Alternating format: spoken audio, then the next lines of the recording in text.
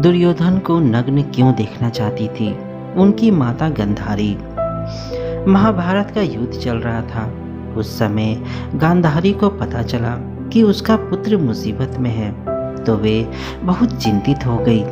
यूँ तो गांधारी को धर्म का ज्ञान था, वह ये भी जानती थी कि उनका पुत्र गलत राह पर है, उसने अनेक पाप किए हैं, वह अधर्म के मार्ग पर चल पड़ा है। फिर भी पुत्र मोह में उन्होंने ईश्वर के विधान का भी उल्लंघन कर दिया। अपने बेटे की दुष्टता को गांधारी और धृतराष्ट्र बहुत अच्छे से जानते थे, परंतु पुत्र मोह ने उनकी मन की आंखों को भी बंद कर दिया था।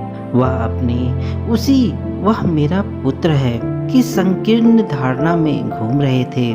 उन्होंने दुर्योधन की आशाओं, पापों, आकांक्षाओं को रोकने की कोशिश भी न की थी, जिसके कारण दुर्योधन ने अनेक अनुचित कर्म किए। युद्ध होते होते जब कौरवों की सेना दिनों दिन घटती जा रही थी तो गांधारी बहुत चिंतित हो गई। वह अपने सारे पुत्रों को खो चुकी थी, एक दुर्योधन ही बचा था। तब उन्होंने सोचा कि कम से कम अपने इस पुत्र को तो मैं बचा ही सकती हूँ।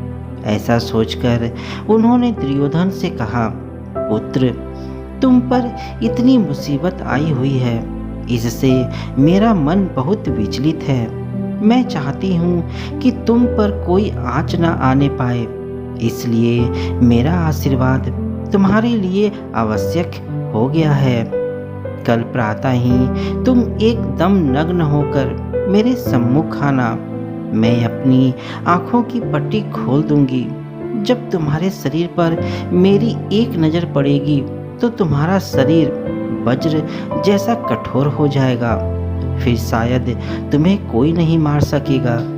वैसे तो गांधारी देख सकती थी, परंतु उन्होंने अपनी पतिव्रत धर्म के लिए आजीवन अपनी आंखों पर पट्टी बांधने की प्रतिज्ञा की थी और अब पुत्र के मोह ने उन्हें इस पट्टी को खोलने पर मजबूर कर दिया था।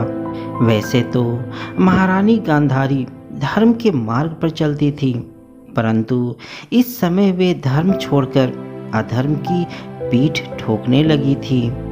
जब धर्म के मार्ग पर चलने वाला व्यक्ति अधर्म के साथ हो जाता है तब अधर्म और ज़्यादा बलवान हो जाता है। इससे धर्म की हानि होती है। फिर भी अधर्म ज़्यादा समय नहीं टिकता, उसका नाश अवश्य होता है, यह सत्य है। गांधारी की जब यह बात पांडवों तक पहुंची तो पांडव बहुत चिंतित हुए। वे सोचने लगे कि यदि दुर्योधन की काया वज्र जैसी हो गई तो उस पापी का नाश करना असंभव हो जाएगा और उसकी मृत्यु नहीं होगी। ऐसा होने पर पाप और पापी दोनों ही बढ़ते रहेंगे। इसी चिंता में सारे पांडव चिंतित होकर बैठे थे।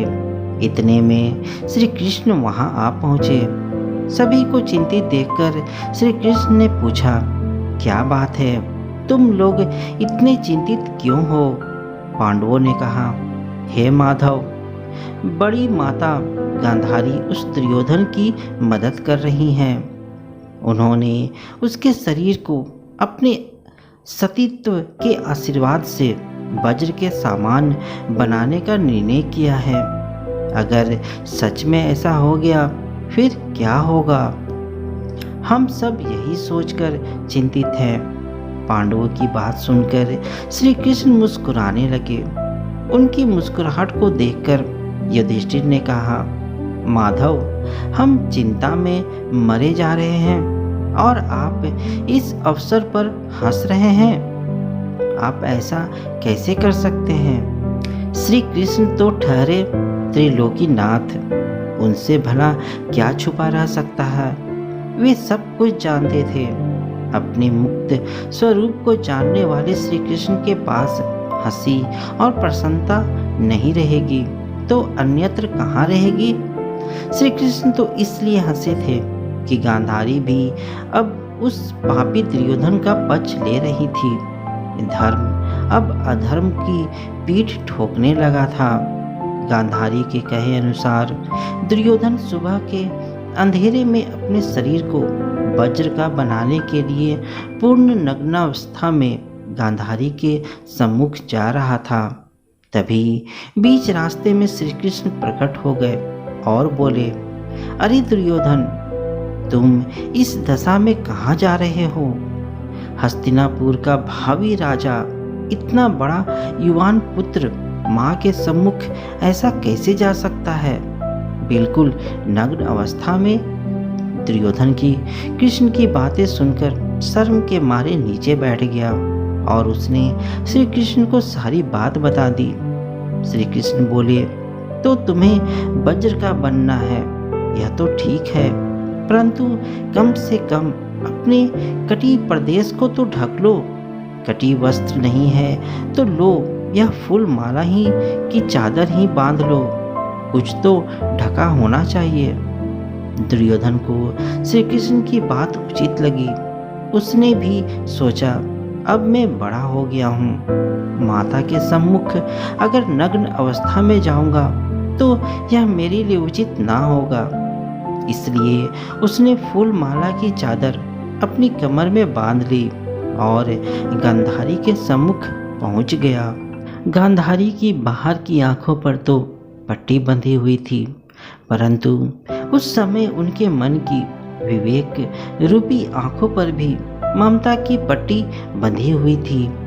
दुर्योधन को आया हुआ जानकर गांधारी ने दुर्योधन को वज्र का बनने के लिए अपनी बरसों से बंधी हुई पट्टी खोली और संकल्प करके जैसे ही दुर्योधन को देखा तो वह चौंक पड़ी। यह क्या, तुझे कहा था ना कि नग्न होकर आना, इस फूल माला की सलाह तुझे किसने दी? यह कहकर गांधारी समझ गई कि और कोई नहीं, यह कार्य श्री कृष्ण ने ही किया होगा। यह सोचकर वे बोली, पुत्र दुर्योधन, तेरे शरीर का और हिस्सा तो वज्र जैसा हो गया, परंतु जो भाग माला से ढका था वह कच्चा रह गया, उसे तू खुद संभालना। उसी के परिणाम स्वरूप जब भीम और दुर्योधन का गदा युद्ध हुआ तब दुर्योधन को जरा भी चोट नहीं लगी। युद्ध कई दिनों तक चलता रहा। थक हार कर जब भीम ने कहा, हे माधव, अब मैं क्या करूं? उसके तो कोई प्रभाव पड़ ही नहीं रहा है, मेरे सारे प्रयास विफल हो जाते हैं। यह कहते हुए भीम चिंतित से हो गए। तब श्री कृष्ण ने भीम को इशारा देकर कहा, भीम, तुम उसकी जंघा पर प्रहार करो। श्री कृष्ण का इशारा पाकर भीम ने जब वहां पर गदा मारा तो वो वार सहन नहीं कर पाया और उसकी मृत्यु हो गई। इसलिए कहते हैं, अगर धार्मिक व्यक्ति अधर्म के साथ चलने लगता है तो अधर्म कुछ समय के लिए ही भले फल फूल जाए, परंतु अंत समय में विजय तो धर्म और सत्य की ही होती है। तो दोस्तों, आपको यह बात कैसी लगी मुझे कमेंट में जरूर बताइएगा।